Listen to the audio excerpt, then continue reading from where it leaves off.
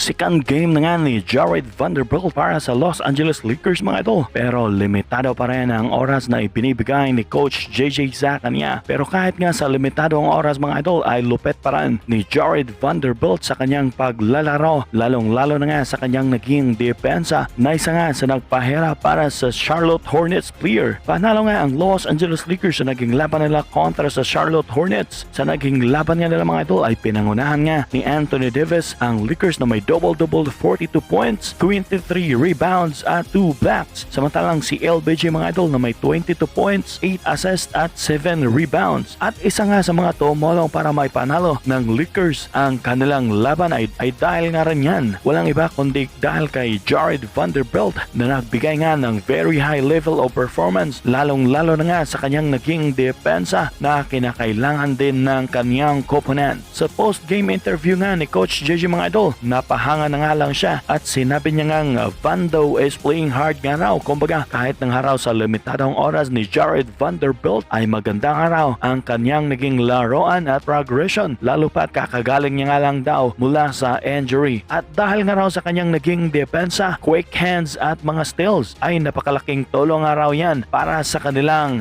koponan. Mukhang inaantay lang talaga ni Coach JJ mga idol ang magandang timing para sa perfect progression ni Jared Vanderbilt kaya hindi pa siya ganon kababad sa paglalaro. At dito nga mga idol ang mga nagawang magandang depensa at laro ni Jared Vanderbilt sa laban nga nila kontra sa Charlotte Hornets. Dito nga sa fourth quarter, kitang-kita nga ang ginawa niyang pressure defense sa kalaban at muntik pa niyang maagaw ang bola. At dito naman mga idol, ginamitan niya ng bilis at pressure defense pa rin ang kalaban. Nagsettle na nga lang ang kalaban sa isang floater shot pero contested yan ni Vando mga idol at Matek Mentes yan. At dito nga rin dahil sa kanyang mahabang galamay at bilis ay nakuha nga ni Vanderbilt ang bola mula sa pasa ng kalaban at na-convert pa nga niya ito sa points mga idol. At dito nga rin ang ganda ng kanyang lockdown defense kung kaya't hirap nga ang Charlotte Hornets player sa pagkuha ng bola mula sa kaniyang kakampi. Dito naman sa second quarter ay ang ganda ng pwesto niya sa ilalim at nalito na nga lang ang Charlotte Hornets player sa kanilang magiging depensa na nagresulta nga ng paglebre ni Vando sa ilalim at puntos na naman yan mga idol. At yan nga ang ilan sa kanyang naging